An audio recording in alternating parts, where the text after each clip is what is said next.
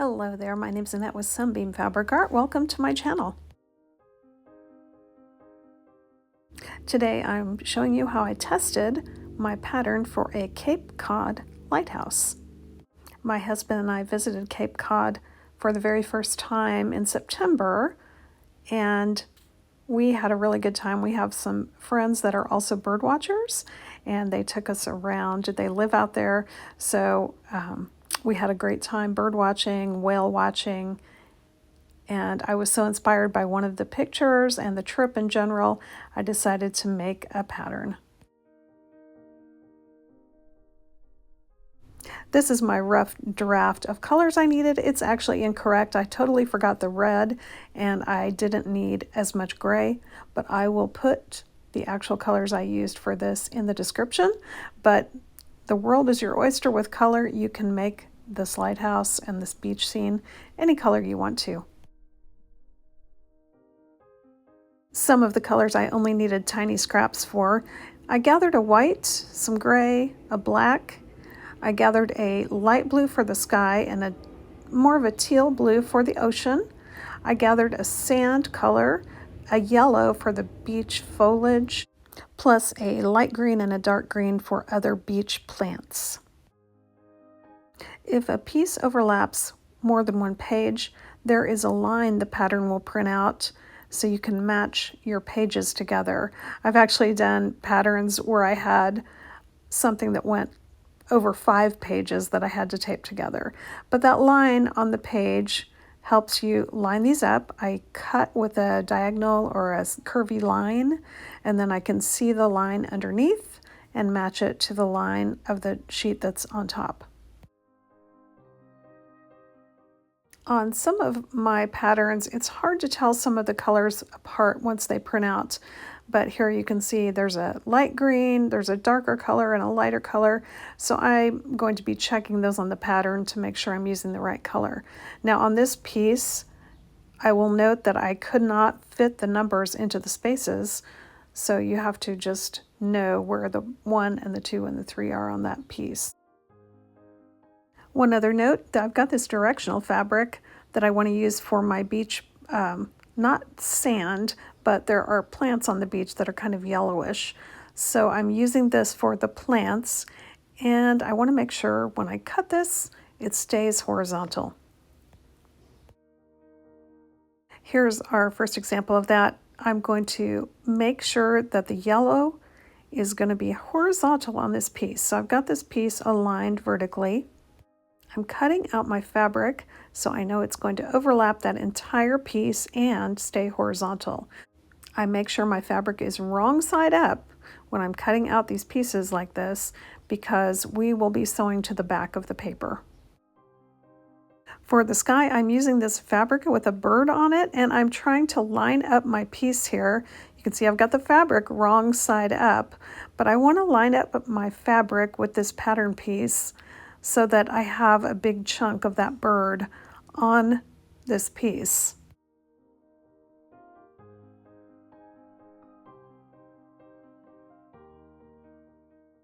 I was starting to cut out the tiny pieces for my lighthouse, and I realized I didn't actually need the light gray. I only have black, white, and a dark gray in this pattern.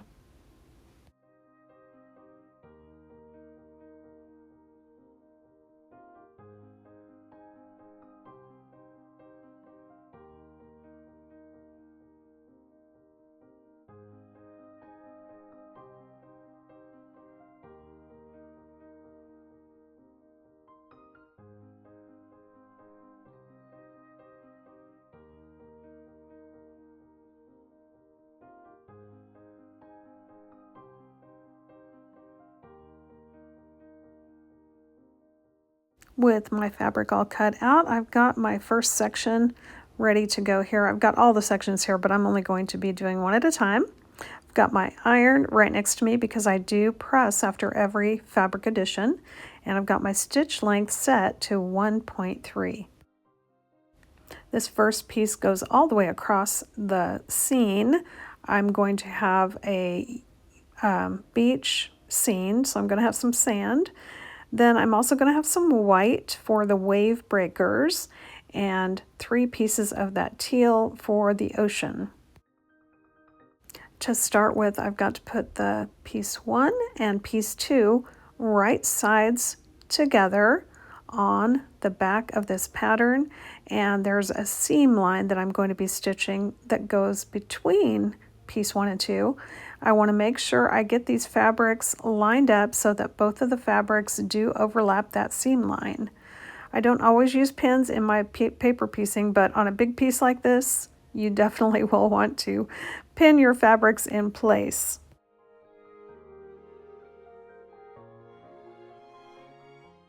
With these light fabrics, I can hold up that white fabric that I'm adding, and I can see that it does overlap that stitch line. I'll take 2 to 3 stitches before the seam line and 2 to 3 stitches after the seam line. Once I get that done, I'm going to trim away threads, which I do after every piece. Then I'm going to fold the paper on that line I just stitched and trim away the bulk from that stitch line. Then I'll be able to fold back one of the pieces and press that seam open.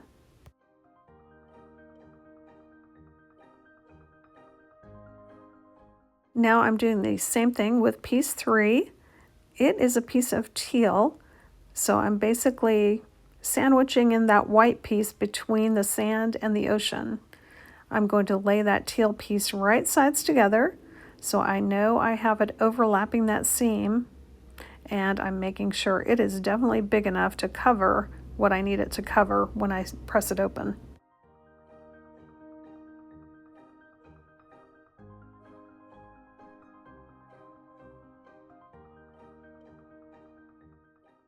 Again, I'm going to trim the threads, fold the paper back on the line I just stitched, trim away that excess bulk, then I'll press the seam.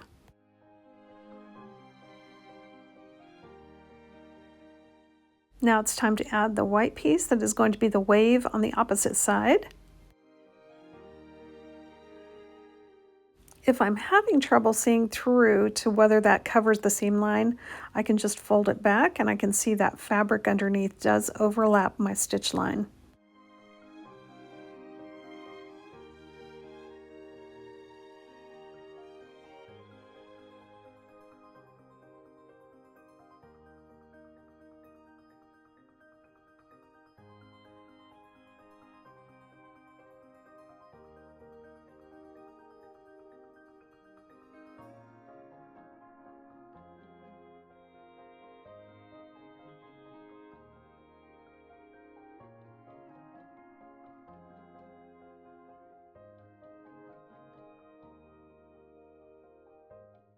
Now it's time to add piece 4, which is another piece of the ocean.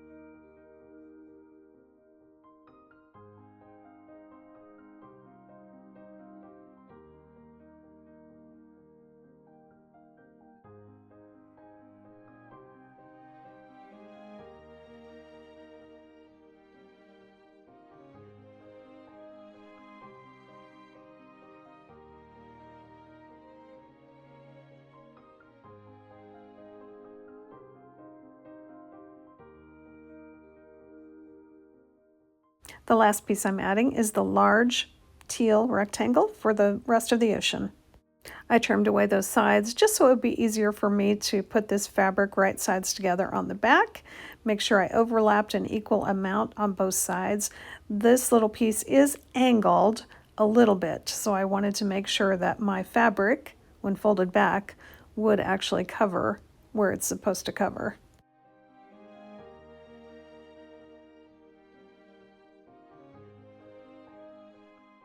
I went ahead and trimmed that bulk away from the seam, and then I pressed that seam open.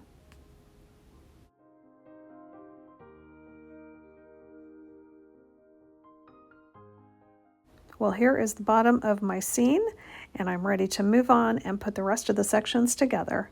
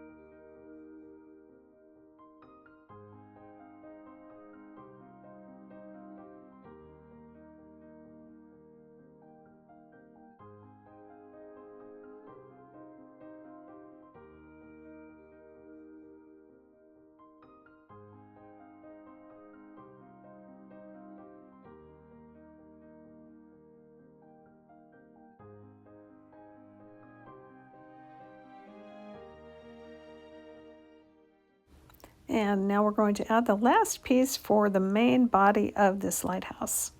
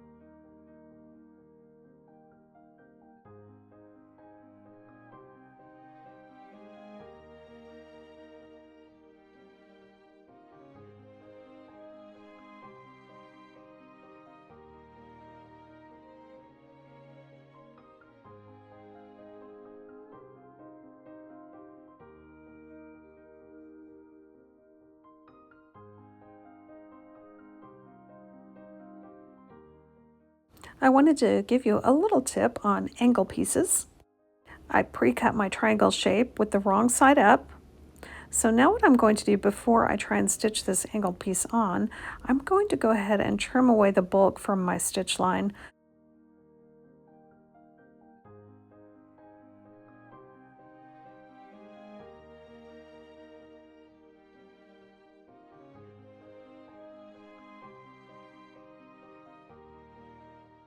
By trimming that area, I am now able to fold down on my seam, on my stitch line, fold the paper down, and then I can put that fabric right sides together on the back, and I can see that it is exactly where it needs to be.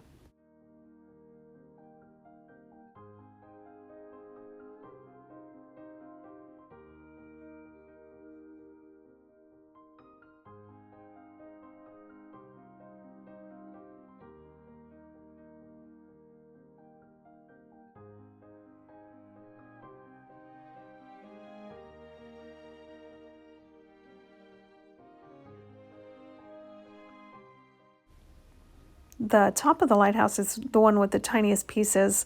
In fact, the pieces were so small I couldn't fit the numbers in on piece 1, 2, and 3. But it's basically sandwiching the black in between the white. So it actually was pretty easy to figure out.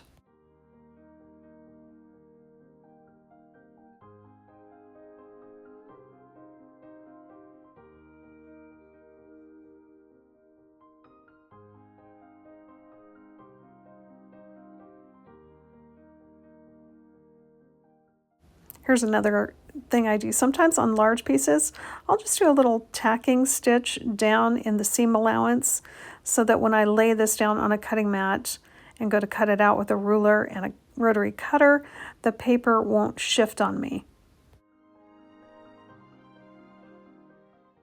When all the pieces are cut out, I do go ahead and trim everything that I haven't already trimmed.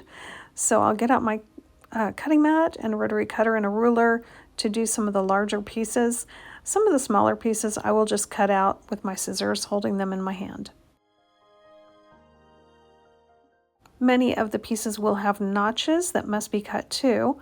What I like to do when I'm using the ruler though is I put the 1/4 inch line on the stitch line, and then the edge of my ruler should line up with the dotted line for cutting. With everything cut out, I'm lining up my beach scene here, and then I'm going to put the sections together per my instruction sheet.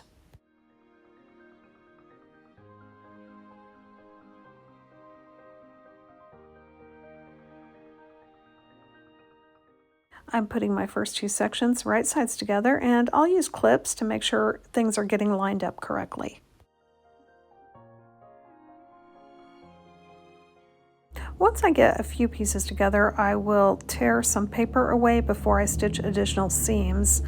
If the paper is still attached, I still use the 1.3 stitch length. Once the paper is gone from where I'm going to be sewing, I will increase my stitch length.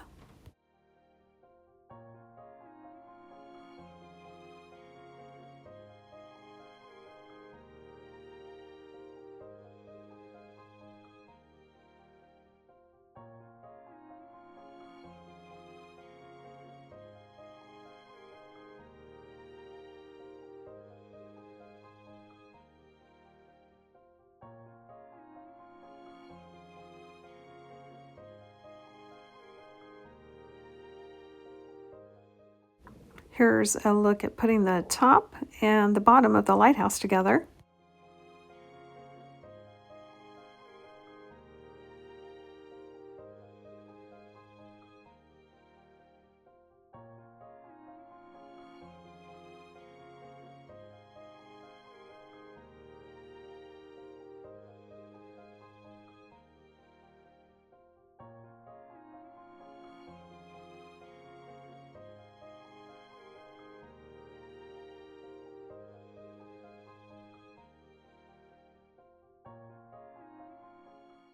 Here's a look at that finished lighthouse. It finishes to about 12 inches, and man, it looks great. I love the birds in that sky fabric that I used.